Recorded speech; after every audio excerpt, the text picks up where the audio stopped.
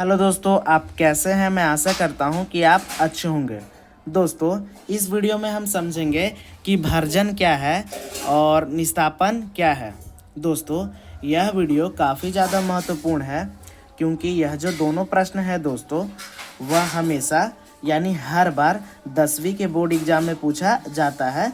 तो आप इस वीडियो को अंत तक देखें और इन दोनों प्रश्नों को समझने का प्रयास करें। ठीक है दोस्तों, सबसे पहले हम समझते हैं कि भर्जन क्या है या फिर भर्जन किसे कहते हैं। दोस्तों, मैं परिभाषा में लिखा हूँ, समझिएगा क्या लिखा हूँ और समझाता हूँ कि जब सल्फाइड अयस्क को वायु की उपस्थिति में अधिक ताप पर गर्म किया जाता है तो यह अपने ऑक्साइड में बदल जाता है और वाष्पशील अशुद्धियाँ बाहर निकल जाती है। इस प्रक्रिया को भर्जन कहते हैं। दोस्तों, मैं एक बार इस परिभाषा को अच्छे से समझाता हूँ कि लिखा हूँ दोस्तों कि जब सल्फाइड अयस्क, ठीक है दोस्तों, जब सल्फाइड अयस्क को वायु की उपस्थिति में, ठीक है, वायु की क्या करते हैं उपस्थिति में सल्फाइड अयस्क को अधिक ताप पर गर्म किया जाता है। ठीक है, क्या किया जाता है दोस्तों, अधिक ताप पर गर्म किया जाता है तो यह अपने ऑक्साइड में बदल जाता है। ठीक है, और जो वाष्पशील अशुद्धियाँ है दोस्तों, वाष्पशील अशुद्धियाँ का मतलब जो वाष्प बन के उड़ने वाला गंदगी होता है दोस्तों, वह बाहर निकल जाती है और इसी प्रक्रिया को भर्जन कहते हैं। उदाहरण से समझिएगा दोस्तों कि यहाँ पर दोस्तों हम सल्फाइड अयस्क के रूप में जिंक सल्फाइड लिए हैं और इसको क्या किए हैं दोस्तों, वायु की उपस्थिति में अधिक ताप पर गर्म किए हैं। ठीक है, यानी जो जिंक सल्फाइड को लिए हैं दोस्तों सल्फाइड अयस्क के रूप में और इसको वायु की उपस्थिति में अधिक ताप पर क्या किए हैं, गर्म किए हैं।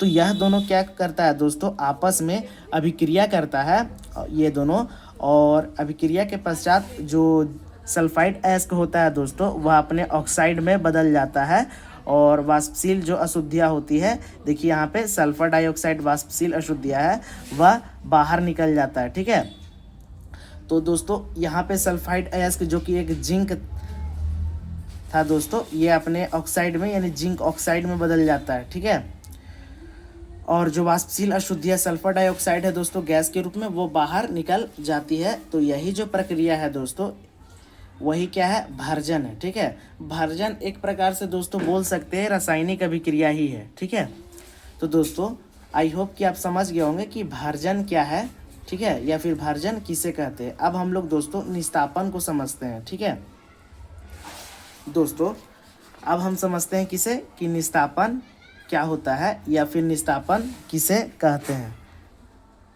दोस्तों यहाँ पे समझिएगा कि निस्तापन का परिभाषा में मैं लिखा हूँ कि जब कार्बोनेट अयस्क को सीमित वायु के उपस्थिति में अधिक ताप पर गर्म किया जाता है तो यह अपने ऑक्साइड में बदल जाता है और वाष्पशील अशुद्धियाँ बाहर निकल जाती है। इस प्रक्रिया को निस्तापन कहते हैं।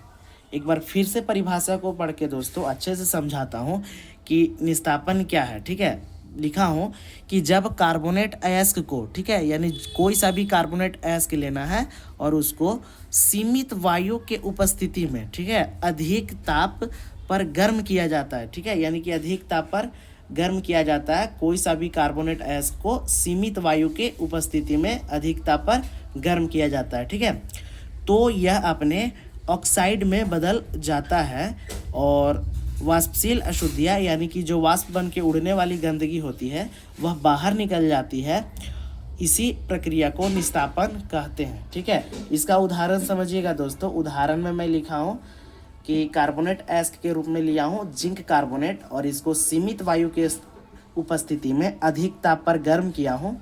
तो दोस्तों गर्म करने पर यह जो कार्बोनेट अयस्क है जिंक कार्बोनेट, वह अपने ऑक्साइड में यानी कि जिंक ऑक्साइड में बदल जाता है और जो वाष्पशील अशुद्धियाँ होती है दोस्तों गैस के रूप में, यहाँ पे कार्बन डाइऑक्साइड, यह बाहर निकल जाता है दोस्तों।